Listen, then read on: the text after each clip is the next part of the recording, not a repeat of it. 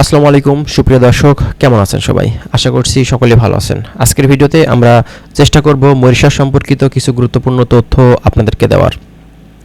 বর্তমান সময়ে বাংলাদেশ থেকে যারা মরিশাসে ঢুকতে চান, আমাদের কাছে অনেকেই কমেন্ট করেন, জিজ্ঞাসা করেন, ভাই আমি মরিশাসে যেতে চাচ্ছি, এই মরিশাস দেশটিতে যেতে গেলে মূলত আমাদের কেমন সময় লাগতে পারে, এই মরিশাসের ভিসা করতে গেলে কত সময় লাগে। আমরা মরিশাসে বর্তমান সময় কিন্তু বেকারি, গার্মেন্টস বা অন্যান্য সেক্টরে যেতে চাচ্ছি, এক্ষেত্রে আমাদের কেমন সময় লাগবে। আজকে আমরা ভিসা হবার প্রসেসিং সময় নিয়ে বেশ কিছু গুরুত্বপূর্ণ তথ্য আপনাদেরকে দেওয়ার চেষ্টা করব।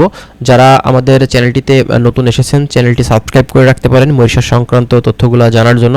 অবশ্যই আমরা নেক্সট টাইমে চেষ্টা করব মরিশাসের আরও অনেক ধরনের গুরুত্বপূর্ণ বিষয়গুলো আপনাদের সামনে নিয়ে আসার।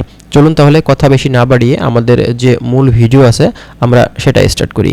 ফার্স্ট অফ অল আপনাদেরকে বলি, মরিশাস দেশটা কিন্তু ছোট্ট একটি দেশ। এখানে কিন্তু আমাদের অনেক বাংলাদেশি ভাই কিন্তু কাজ করে থাকে।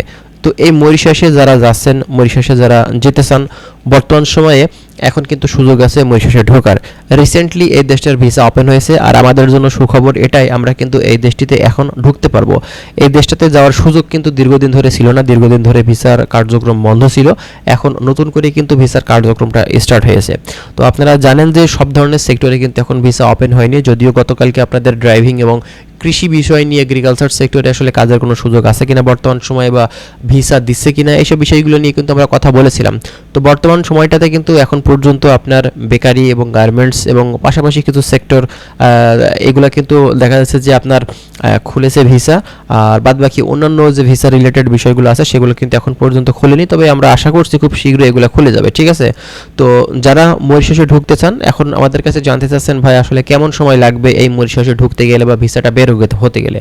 তো মরিশাসে আমরা আসলে যতটুকু দেখে থাকি, যেহেতু এই দেশটা আপনার হচ্ছে ছোট্ট দেশ এবং এই দেশটার ভিসা প্রসেসিং কিন্তু খুবই ফাস্টলি হয়ে থাকে। আর সেক্ষেত্রে আপনারা বর্তমান সময়ে যদি ভালো কোনো এজেন্সির দ্বারা চেষ্টা করে থাকেন, তারা যদি গুরুত্ব সহকারে আপনার কাজটি করে থাকে, এক্ষেত্রে আপনি অনলি 1.5 থেকে 2 মাসের ভিতরে আপনার সম্পূর্ণ প্রসেসটা আপনি কিন্তু করে ফেলে বাংলাদেশ থেকে বিএমইটি ম্যান পাওয়ার ক্লিয়ারেন্স করে আপনি কিন্তু ফ্লাই করতে পারবেন, দেখা যাচ্ছে 2 থেকে 3 মাসের ভিতরে। এতে কোনো ভুল নেই।